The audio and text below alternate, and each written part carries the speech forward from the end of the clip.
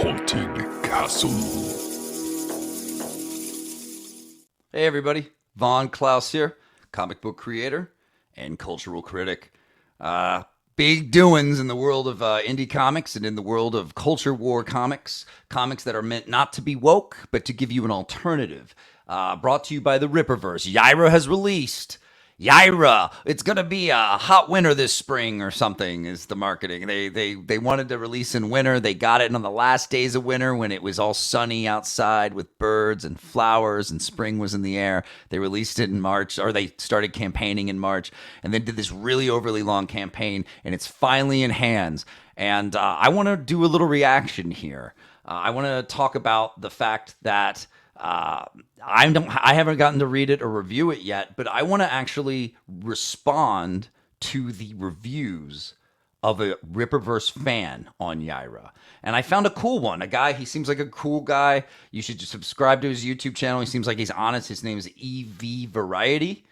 And he's doing Rippaverse critiques. He says he likes some of the books or all of them until YAIRA. What happened, man? What happened? I've been a little bit critical of the YAIRA thing myself. If you need to understand that there's a lot of strange things going on around this book that are not normal in the crowdfunded sphere in which I operate and sell my books. YAIRA was seemingly delayed. I was told by Eric July himself nothing was delayed. It seems to have been redrawn. Another thing I commented on and people freaked out about, and I was told by Eric himself that nothing was redrawn, and yet things aren't adding up. So don't listen to me and my critiques, guys. Let's listen to the critique of EV Variety. Let's listen to the critique of an actual Rippaverse fan and see what he has to say, because I'm interested. So I want to let you guys know, I took his review video. It was like 35 minutes, and I edited this. And I didn't edit it to deceive you or anything. I edited it for time so I could comment on it. So I also sped it up a little bit. So he's a little faster than normal. I hope that's okay with him. I'm not trying to make him sound funny or anything. I just want to be able to do this commentary video and see what a Rippaverse fan thinks of YAIRA. He's one of the first people to get the book. He immediately put out this review. I thought it was interesting. It touched on a lot of things, and it hit on a lot of the predictions I made.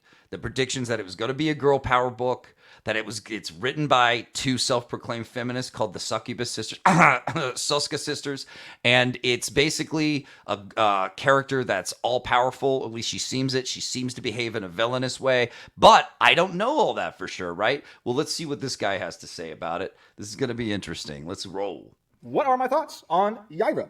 And my answer to that is, it's not that good. Now, but I think the problem with this comic is it's doing too much. It's doing too much in one thing, and it feels twice as long as it should be because the dialogue is extremely repetitive. How many times did Yatoni and the other, I can't remember the girl's the woman's name. How many times did they say, this is the end of the line. This is where you die. This is the end of you. I'm going to kill you. You're not coming back to your homeworld because you're dying here. And how many times did they say this? Over and over again between like 3 different fight scenes, and it's just repetitive. Towards the end, I started skipping dialogue boxes of the antagonist here, and because it was just too repetitive. There was too many words with too little meaning. I could have been through with this comic in half the time. I'm not even kidding. I'm not exaggerating. I could have been through this comic in half the time if they didn't have the antagonist constantly talking about how YAIRA has abandoned them and their kind, and she's a terrible person for doing it. She's going to die, and this is the end of the line. And I say end of the line specifically because that line is said by Yatoni twice in the same scene. I think there should have been a little more time in the oven for this. But the problem is that the Rippaverse promised YAIRA winter. And that's what they've been saying because, her powers are ice themed. Of course, her comic has to drop in the winter. And that's what they've been saying for months and months. And rather than take more time and have to go back on a promise and say, hey, I'm sorry, guys, we're going to have to delay YAIRA until the spring, they took as much time as possible to still technically be in winter, in March, to start the campaign for YAIRA #1. Okay, that's really interesting. I said the book was delayed to do redraws. Everyone lost their mind about that. And it was immediately covered up. Rippaverse was like, yeah, none of that ever happened. Eric July said, no, that didn't happen. There were no redraws. We didn't delay anything. Everything just went according to plan. What seems to be his story every time. And you start to realize, is this guy more concerned with appearances and campaign promises than he is just saying, yeah, we're not going to make that, but we're going to change this. Because that's just, if you're being dishonest with your customers over this, over appearances, I mean, I think honesty with customers should have a little bit more priority and weight than like, oh, I look silly because we didn't release it on time. The customers don't mind as long as you communicate with them, man. All right. And I genuinely think that they chose to do this because, now this is not confirmed, this is just my thoughts. I think they chose to prioritize keeping their promises rather than making this comic as good as it could have been. And there is something that's extremely confusing that I'll touch on. Yes, she visits this old woman in a nursing home, and then the next page they're in a museum or like a. So YAIRA's talking to this little old lady, and it looks like she's pushing her around a nursing home. And when you turn the page, they're in a medieval armory / mansion. What? Yeah, that's good book. Really good sounding book there. And I'm very confused what happened there. There's nothing that I could see. I looked over that page for like minutes trying to see what transition occurred. It's like she's telling her the legend or something of YAIRA, the bitch that fell from the sky, someone who defied the gods that are coming after her. She's mentioning that, and then the next page, like they're in a museum, it looks like, and it's just, and I think it's YAIRA's mansion. I think that's what it is, because like she goes to this mansion later in the story, and it's just, I'm just super confused how they instant transported, teleported, whatever, to this museum from the nursing home. If they're one in the same place, they don't look like it. And here's the other thing with that as well, while I'm at this scene. Why does she heal so fast? I understand maybe there's a lore reason why she's able to heal herself so fast. I understood that reading it. Girl boss physics. It would feel more dramatic and more impactful if her injuries actually made a difference. Because as it is in the comic, she gets stabbed by like dark lightning and then just walks it off in a few pages and like is not affected by it after this. It's just right. So beginner comic writers can fall into this trap very often. You get too caught up in how cool your character is and unstoppable. And aren't you excited by it? No, the audience wants tension. We want to wonder if they're going to make it through. And so when they get hurt and they just walk it off in 3 pages, it's very anticlimactic. It's a very unsatisfying payoff. You have to do payoffs right, and you have to create the right kind of tension, or else you're super. This happens in superhero stories with amateur writers all the time, guys. It's a common trope, unfortunately, right? Especially when you're writing, you have an all-girl team making a Mary Sue style character, which is what I theorized the YAIRA kind of is. But let's get more into it. It's interesting. You gotta create that tension, or else, what's the point? It's just too much, too quickly, in too short a time for a comic to contain. Especially when you consider how bloated and repetitive the dialogue is. It just makes it worse, in my opinion. It just makes the experience take way too long. The artwork, I won't say it's bad, but it's definitely my least favorite of the series so far. I don't know what it is specifically about the style, but the faces just kind of seem a little off at times. Sometimes Solari's eyes are like dots, almost how small they are, and then other times like he looks normal. And I understand you can't be consistent as an artist myself. You can't be 100% consistent 100% of the time. But when you hire on, the Rippaverse talked about how they hired on Kanan as a new art director, right? He's someone who's like basically quality checking the artwork and making critiques here and there and everything like that. When you announce that, and then I see Solari's eyes going from small to normal and stuff like that in different scenes, it almost looks like this art was done. Towards the end is when I'm talking about the tiny eyes in a prison scene. It almost seems like it's drawn by a different person. And maybe. What did you just say? Did you just say the art seems like it was drawn by a different person sometimes? That thing that I said was going on that I was told was not going on by Eric? Recently, people have confronted Kanan White on Twitter about this, and he wrote this really weird post where he's like, I'm going to be real simple about this, and then went on and on and on. He basically said that he redid the layouts of the book, and that it was all drawn by Deborah. And that's what he claimed in a really long-winded, weird, roundabout way. The problem is that in ISOM 2, we saw finished art for YAIRA from Deborah. And we were told in an update from Rippaverse a long-ass time ago that the YAIRA #1 art was done. But now, when you look at the page they previewed in ISOM 2 and compare it to the final page in YAIRA, it's clearly been redrawn. And the art doesn't even look the same. It doesn't look redrawn like Deborah came in and fixed things up. The art is different. Deborah changed her whole art style overnight. From what we're told from Eric July, that's Kanan White elevating. He's the elevator. He elevated Deborah to the next level. Of course, he speaks in vagaries. This isn't how people talk about making art in the craft of comics ever. No one's, he elevated it, bro.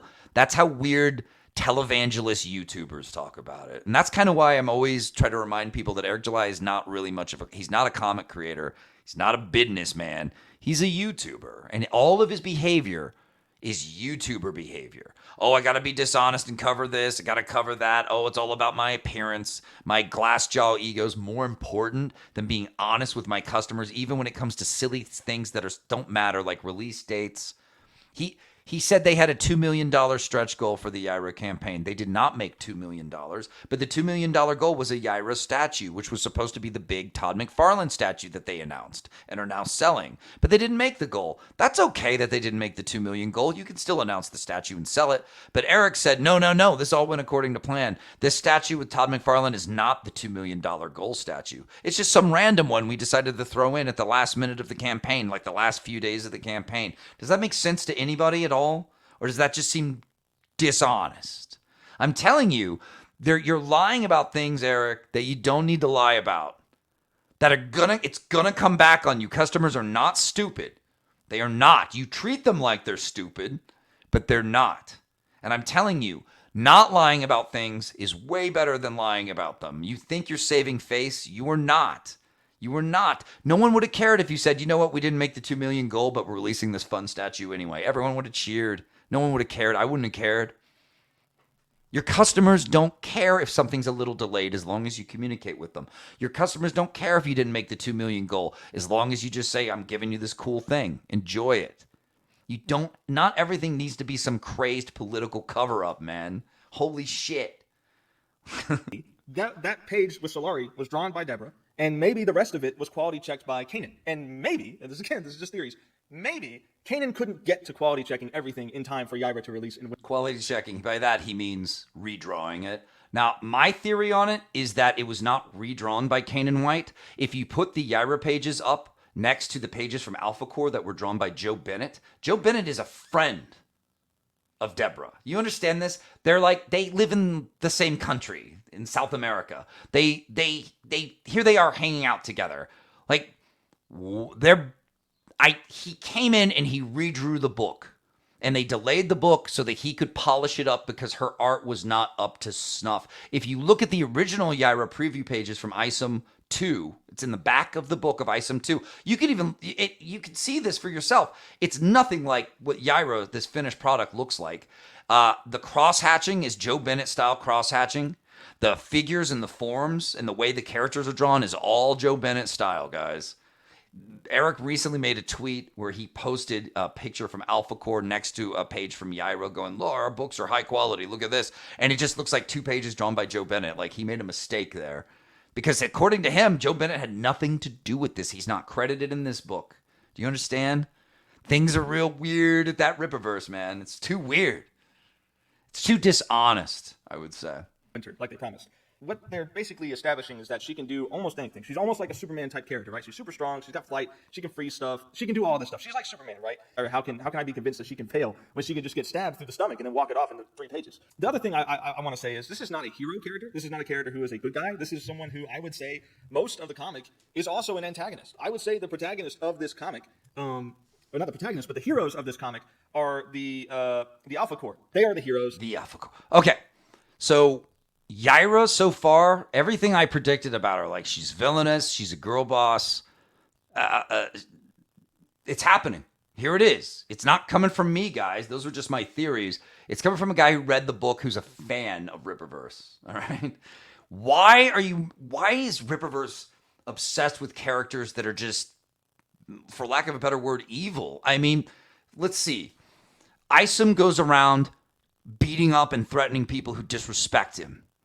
Alpha Core only attacks who the government tells them to, so they just listen to who the villains are and then come in and take them out with no question.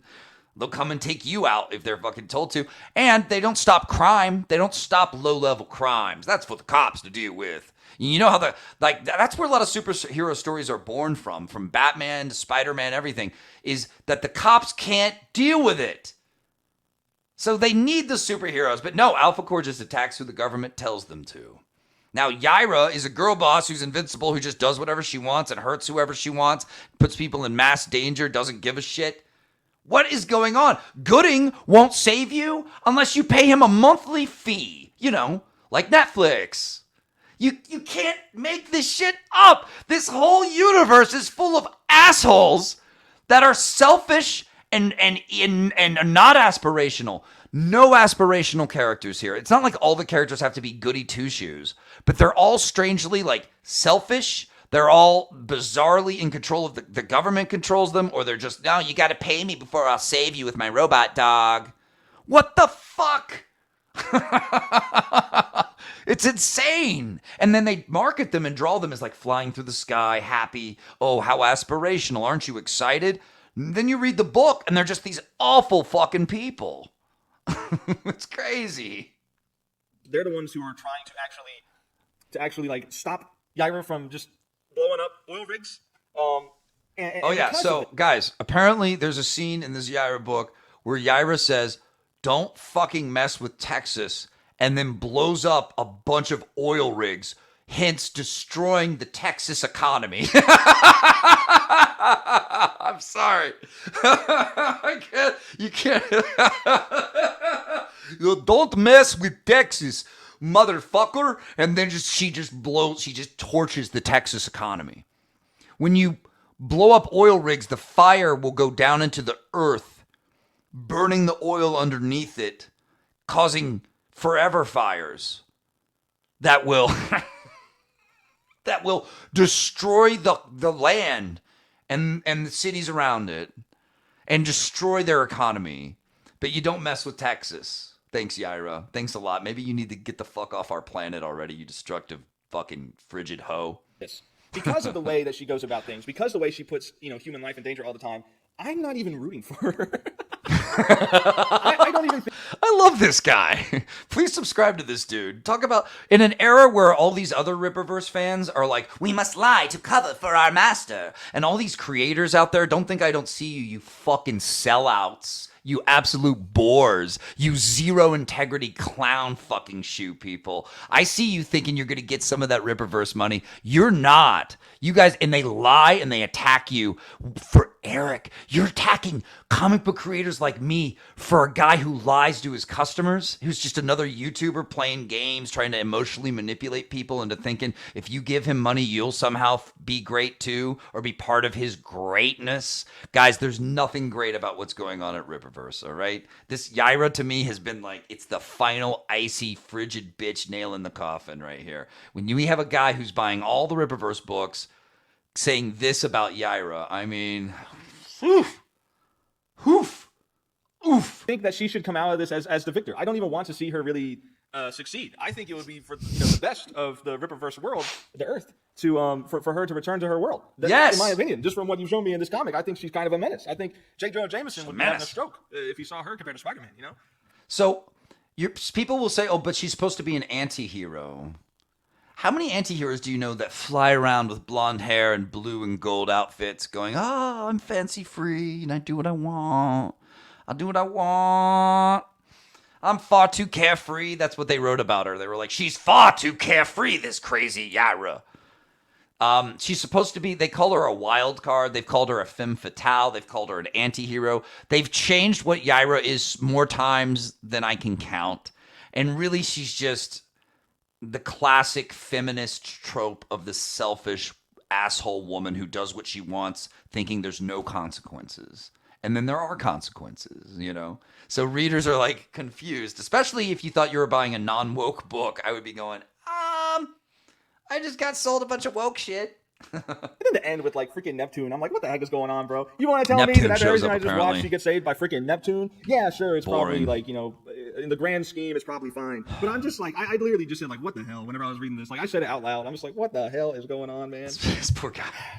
The last thing I'll say is this almost feels and I'm going to say the two words that Say it. people hate. This almost feels like she's a Mary Sue. I hate to say it, but the story, the first 15, 20 pages are just everyone glazing her. It's like, she's the strongest, except, oh my gosh, she's so strong. Even Solari can't even beat her in a 1v1. Wow, she's so strong. Look at her. She's awesome. And then you got the guy in the business suit like, oh yeah, she's pretty beautiful. Yeah. There it is. I predicted this. If you hire an all-girl team to make a comic about a girl who just does whatever she wants and is all powerful, you're going to get a Mary Sue story. It's not that hard. All the ingredients are there. If you hire twin feminists... Oh, is it me or did Rippaverse just play the greatest prank in the world on poor fans who are just looking for some non-woke entertainment? Did he just completely just trick you into spending hundreds and hundreds of dollars, especially the people who are hardcore about him and are like, it's good, all of it's good, give Eric your money, we're gonna win. Did he trick you with slogans and a bunch of bullshit, emotionally manipulative videos into buying a woke book that they claim that they're not doing? I mean, that's the biggest prank I've ever heard in my life. These are shenanigans at this point. This is pure shenanigan horseshit. I mean, even he's admitting it now. A fan of Rippaverse. Don't listen to me. Oh, I'm just an evil guy who must be jealous of Eric's success. I don't give a fuck about his success. It's meaningless if you can't make a good comic book. It's meaningless if you're not going to treat the fans with the respect they deserve. That's kind of some of my core beliefs, you know? That's what I operate on. That's why people like my books. And then another thing, I just want to point this out, because the Rippaverse has been critical of the Marvel movies and stuff like that, and I don't know if Eric July has made a criticism of Captain Marvel. I haven't watched a video if he's made it of that, but there's a part in Captain Marvel where a guy is kind of, being a little aggressively flirty with her, and she breaks his hand, and people always look at that and say like, oh, is this a hero? Is this what a hero should be doing? Breaking a guy's hand because you don't like the way he's flirting with you? That's not very cool. And no, it's not very cool. I agree. No, it's not. YAIRA freaking just... A guy in prison flirts with her, and she turns around and punches his jaw off. I'm sorry. You just escalated. You just outdid Captain Marvel. She kind of just... Okay. So there's a deleted scene in this Captain Marvel movie. Captain Marvel movie was designed to be like a girl boss movie for girls. There's this obsession with feminists and power in Hollywood with like telling girls that they're all powerful like badasses that can like destroy everyone and all this crazy shit that's totally not feminine or not healthy. And then this scene, she gets flirted with by a guy. He's not really that big a deal. And she decides to break his hand and then steal his motorcycle, like a Terminator would or something. And then rides off, and they were like, yeah, that's too hardcore even for our feminazi movie. We're going to cut that. But in the YAIRA comic, you're telling me a guy flirts with her mildly or whatever, and she punches his jaw off?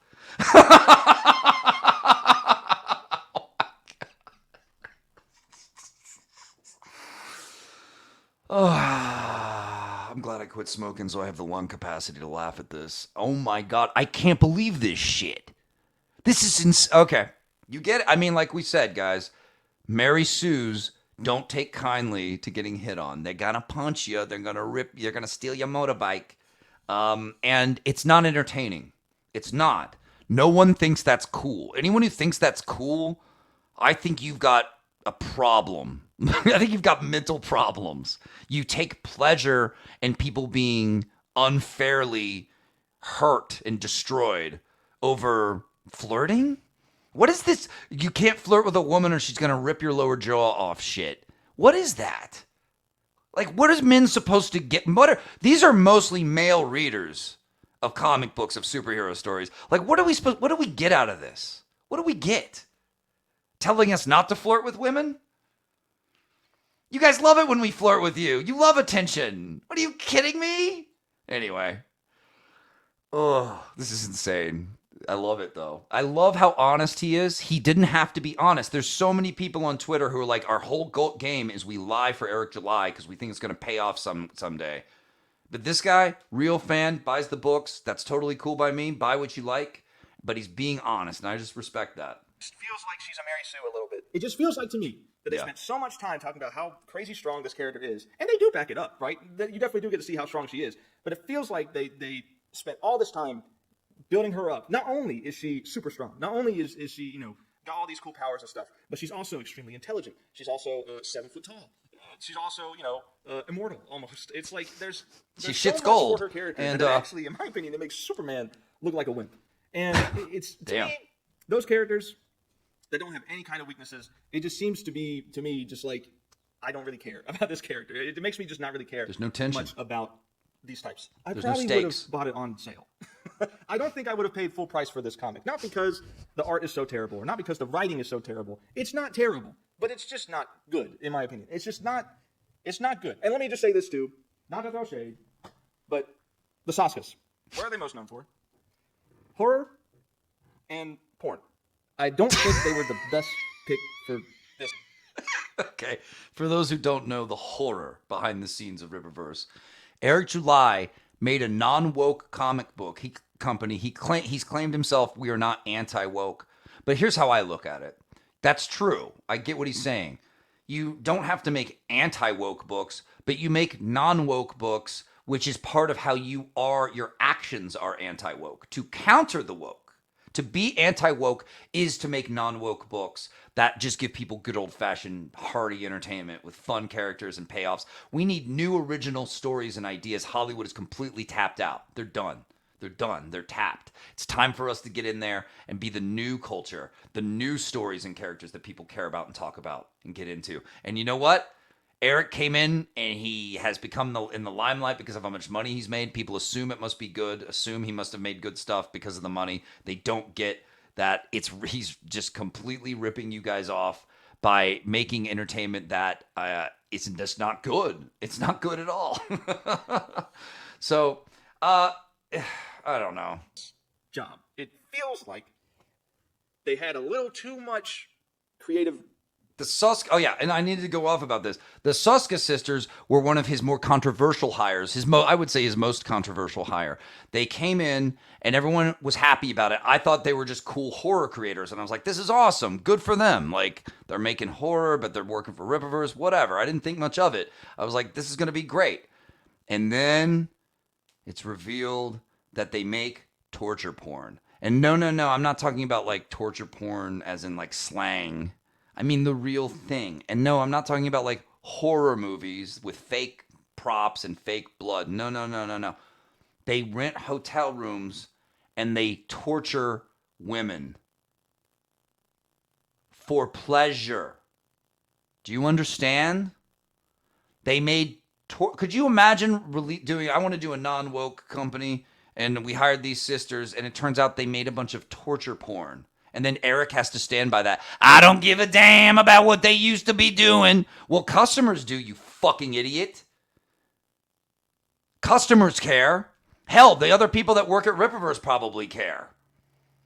But they're not going to say shit because it's a paycheck. We're all soulless sellouts now, I guess, in the era of Bidenomics and inflation and all our money getting taken away by a bunch of rich cocksucks. It sucks, doesn't it? But yeah, I watched the Suska sisters, Suska sisters beat the shit out of a woman with a hotel room phone for real on film. And then they peed in her mouth and they threw up in a funnel and they put it down her throat and then they like sewed a tarantula into her vagina. I mean, it's fucking nuts. And people are still like, Rippaverse's rules. It's totally owning you. You're just jealous. Dude, trust me, I'm not jealous. I am not jealous of that shit. Like, they can have that shit. Enjoy. I want nothing to do with that. That's not going to sell my comics. That's some twisted shit. Twisted sisters. The Twisted Twins, I think is what they call themselves. No shit. But a lot of piss, a lot of drinking piss. Anyway, so they're known for horror and making porn, and this guy didn't pull any punches because it's the fucking truth. Rain. If I'd found that out, I wouldn't be able to work with him again, man. Over this. I wouldn't work it feels like there was a bit too much indulgence on this character. It feels like they wanted to write a girl boss without it being specifically called or focused on the fact that she's a woman. But it just feels like they were trying to make a girl boss character without the same girl boss traits that most fans of the Rippaverse hate. And even still, I still feel like she's a girl boss character. I still feel like she's like, and again, there's not necessarily anything wrong with a girl boss character. You just have to, be a good writer. While the Saskas might be good writers and other things, girl bosses are a way in which the left attacks our culture and tells women to be soulless, selfish assholes, which will lead to women not having good relationships with men, and then the breakdown of the nuclear family. I mean, that's what it's all about for in the end for these people. It creates women dependent on the government. It creates women who are unhappy and unfulfilled in their lives because everything about their life was about their stupid career. Oh, like anyone wants to be on their deathbed going, "Oh, I sure did good in that office that one day." Instead of like, I raised some great kids and I contributed to the world in a beautiful fucking way. Unbelievable. I hate girl bosses. Don't think they were very good in this. There's lots of things that I think could have been good. I do like a lot of aspects of it, but there's just a lot that weighs it down. In my opinion, YAIRA is a very too busy, too cluttered, overstuffed, and poorly dialogue. I will say this: I saw a short clip of Eric having the Suska sisters pitch YAIRA to people, and they didn't really do a real pitch, which is weird for two people that make movies. You'd think they'd be like the maestros of the pitch.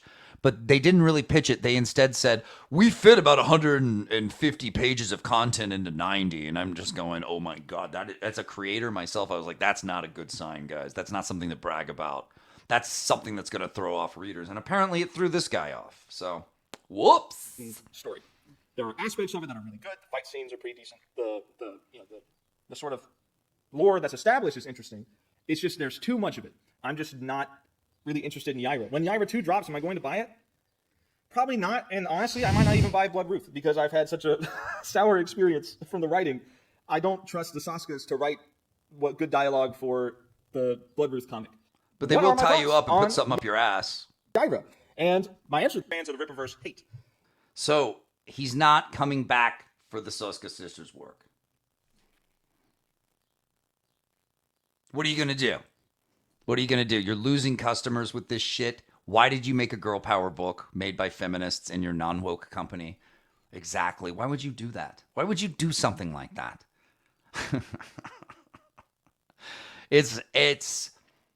I've never heard of anything like this. It's so fascinating to me. I think Rippaverse is fascinating. I think it's hilarious. I think it's bizarre, but there's a dark side to it. There's a lot of creepy trolls that are obsessed with lying for it. There's a lot of creepy trolls that are obsessed with trying to attack people over it. And there's a lot of dishonesty from the main owner, Eric July, about it. From lying about when it's released. Eric July has basically become this guy. You know that kid in your neighborhood who was an idiot and like fucking falls off his bike and eats shit face first in the pavement and then dusts off and he's like, I meant to do that. Like, that's Eric July. I meant to do this. Oh, we planned it this way. It's all about appearances over just being fucking honest. And I'm telling you, it's more valuable and good for your company to be honest with your customers than it is to cover everything. Everything's a fucking Watergate cover-up. Everything's this big dramatic, like, no, we planned it that way. No, you didn't, dude. Relax. It's good that you redrew the book to make it higher quality. Fans would appreciate it. No. Deborah just drew it that way one day with the elevation of fucking Canaan White. You mean Joe Bennett fucking redrew it, right? No, we released it winter just like we promised. We didn't do nothing. You delayed the book, though, because you had to redraw it. No. What about the YAIRA statue? Oh, we planned to release it just a few days before the campaign was gone. No, you didn't make the $2 million goal. Get over it. It's not a big deal. The things you care about are your appearance and your glass jaw ego. Then more than you're being honest with customers? What the fuck is wrong with you?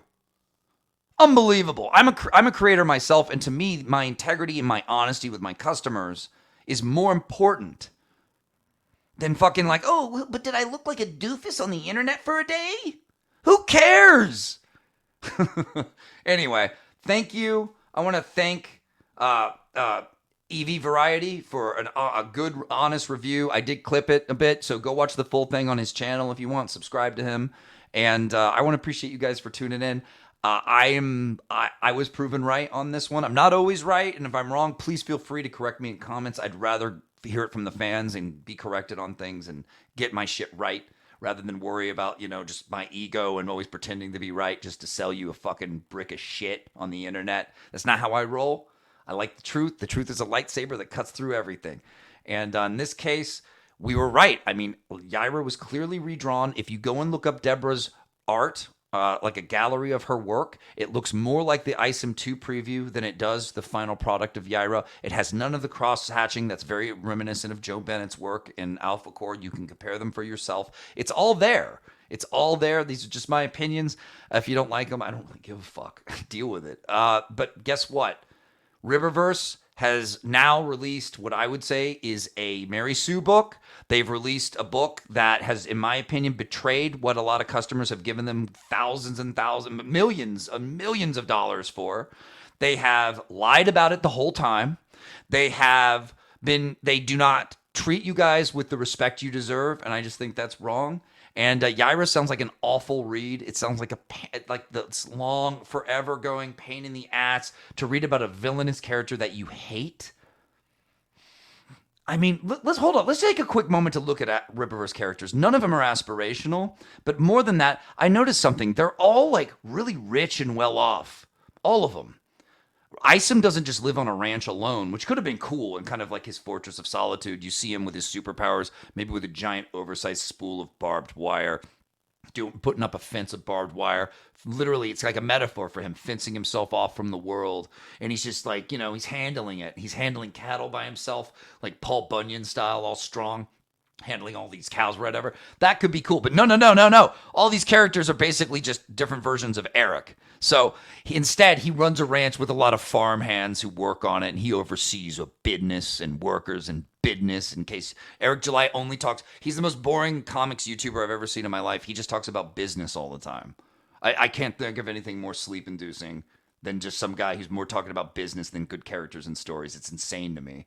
But and then you've got YAIRA, who I guess lives in her mansion with her medieval armory that she warps little old ladies to without warning. And then you've got Gooding, who lives in some massive super compound that's run by robot servants. Okay, and then you've got Bloodruth, who lives in a giant castle in the middle of nowhere. Does anyone just live in a fucking apartment anymore, like Peter Parker? Does anyone just fucking like struggle to get by? Like Clark Kent? It's insane. Everyone's just affluent and well off. Oh yeah, and Alpha Core lives in a giant floating sky palace above the city, which they dropped on the city they were meant to protect because they're idiots. Failure is what they do. The tagline is failure isn't what we do. That's all they've done. They always fail. And they go out of their way to make fun of the Superman character in Alpha Core, which his name is Brian. He doesn't have a cool superhero name. He's just Big Bri. And they all make fun of him constantly. It's almost like they hate Superman or something. And they want you to like this angry, evil girl boss character that punches off dudes' jaws when they hit on her. I didn't write this shit. Don't blame me. So yeah, that's where Rippaverse is at now. They've been making millions off you guys, and they're delivering Mary Sue books. They're hiring people that make torture porn. They are lying to their customers. I don't see how that grows a business at all. The way you grow business and storytelling is people like your book and they tell other people about it. They talk about it. They say, have you read this? That's the core. That's the magic. It's very hard to do. But Rippaverse has no idea what it's doing. That's why it makes villainous characters who are all super rich and too good for you.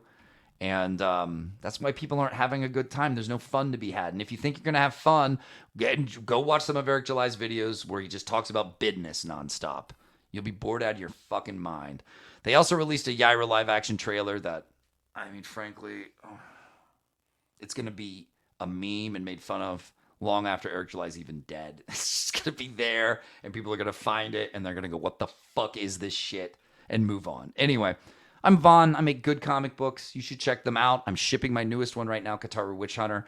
It was meant to be a smaller campaign, which, but I think it's a sleeper hit. I think people are going to really enjoy it. It comes with some other great options to buy there, like an art book of all my design work over the years. It's really great. I think you guys should check it out. No girl bosses to speak of, just awesome roguish characters going through real adventure and danger, real tension. And I don't have to lie to you guys about it. That's the beauty. I get to be honest with you. So, whew, God, let's go. I appreciate you guys tuning in, and I'll see you on the next one, all right? There it goes. Sometimes I'm for 5 minutes, sometimes I'm for 5 hours. That's my man. Talk hard!